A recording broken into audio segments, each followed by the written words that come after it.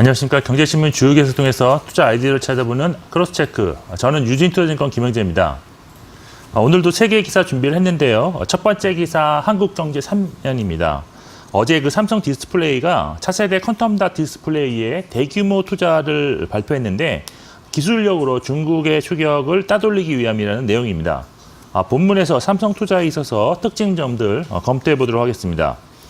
두 번째 기사는 이레이디 18면입니다. 최근 코스닥 상승을 주도하고 있는 바이오 세 종목의 거래가 좀 집중되고 있다는 내용인데요. 관련해서 투자에 참고할 만한 점 알아보도록 하겠습니다. 마지막 기사는 한국경제 27면입니다. 올해 반도체 종목에 투자한 ETF들의 수익률이 가장 양호하게 나오고 있다는 내용인데요. 구체적인 수익률과 함께 시사점도 함께 알아보도록 하겠습니다.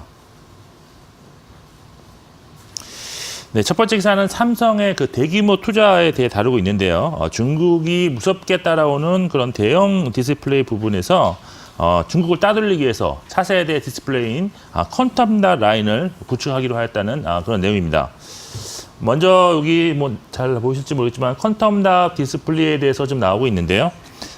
스스로 빛을 내는 나노 단위 이하의 입자로 만들어서 자연색에 가까운 색상을 구현하고 번짐 현상이 없는 차세대 디스플레이라고 할 수 있겠습니다. 이번에 그 삼성 디스플레이가 2025년까지 13조 1천억 원을 투자하기로 했는데요. 퀀텀닷 디스플레이 생산시설 구축에 10조 원, 그리고 연구 개발에 3조 1천억 원을 투자하게 됩니다. 삼성은 이번 그 투자를 통해서 중국의 거센 도전에 직면해 있는 그런 대형 디스플레이 부분에 기존 LCD에서 퀀텀닷으로 전환할 계획인데요.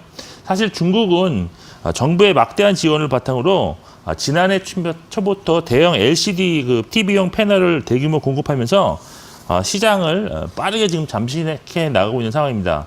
이에 국내 그 LCD 업체들의 수익성도 지속적으로 악화되었는데 삼성은 그 대형 디스플레이 부분에서 사실 포기할 수도 있었지만 포기하지 않고 지금 오히려 기술로서 격차를 더 벌이려고 하는 계획을 세웠다고 할 수 있겠습니다.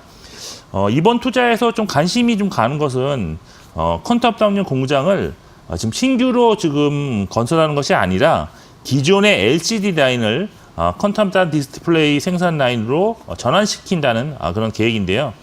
이로써 기존 인력을 활용할 수 있고 신규 교육 효과도 크게 나타날 전망입니다.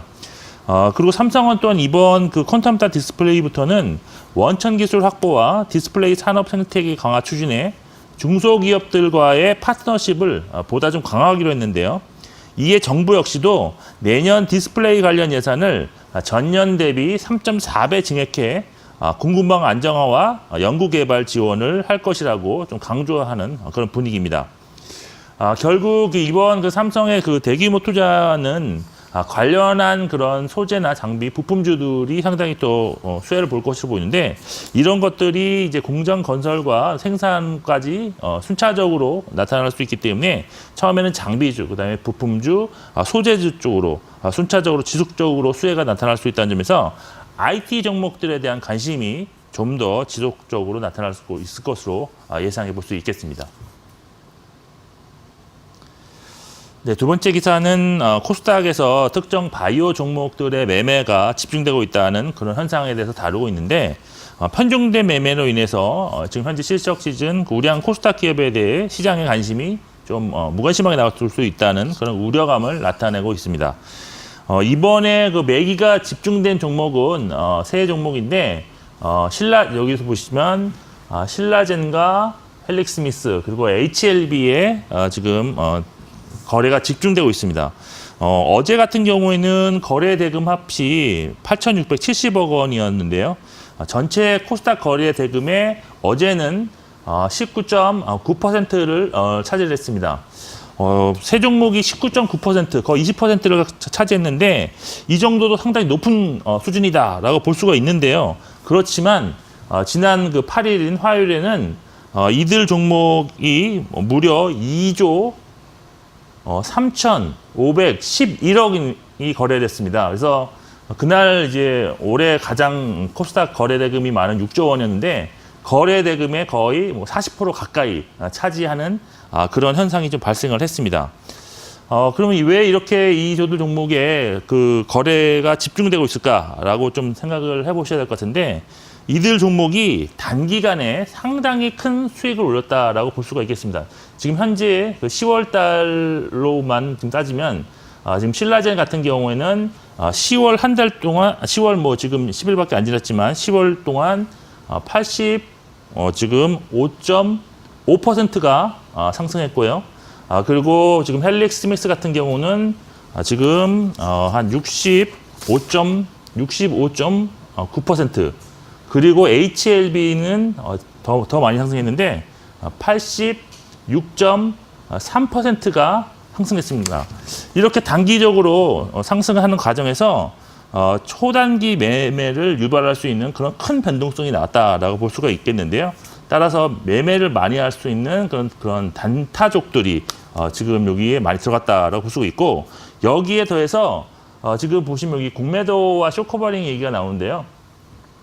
그 거래대금 그 주식이 지금 그 예상외로 단기간에 주가가 상승하자 주식을 빌려서 매도했던 공매도 세력들이 급하게 지금 쇼커버링에 나오면서 거래대금이 급증했다고 할 수가 있겠습니다. 이들 세 종목은 사실 이렇게 주가가 단기적으로 크게 오르는 이유는 올해 임상 3상 결과를 발표를 했는데, 발표 당시에는 실패로 인식되면서 주가가 급락을 했고, 이후 다시 성공 가능성을 내비치면서 주가가 지금 크게 반등하고 있다는 공통점이 있는 그런 종목들입니다. 결국 그 코스닥 시장의 관심이 이 특정 세 종목에 집중되면서 이들 종목의 그 주가 방향성에 시장이 연동되는 그런 모습이 나타나고 있다는 그런 문제점이 있고요. 여기에 우량 종목에 대한 관심이 나타나지 않는 우려도 있는데, 저는 오히려 이들 종목이 이렇게 좀 급하게 좀 올라주면서 장기적으로 이 종목들을 보유하고 있던 투자자들에게는 오히려 기회가 되고 있다라고 저는 보고 있습니다.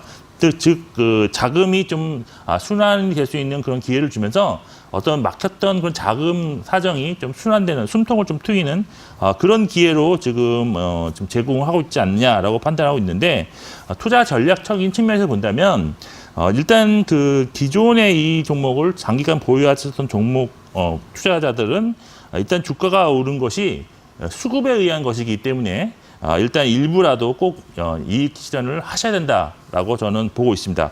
그리고 신규 투자자의 경우에는 매도에 관한 원칙을 미리 정해놓은 상태에서 매수하시고, 어떤 일이 발생해도 그 매도 원칙을 꼭 지킨다는 그 원칙을 고수하신다면 매매에 크게 무리는 없다고 저는 판단을 하고 있습니다. 네, 마지막 기사는 그 반도체 업종을 다루고 있는데요.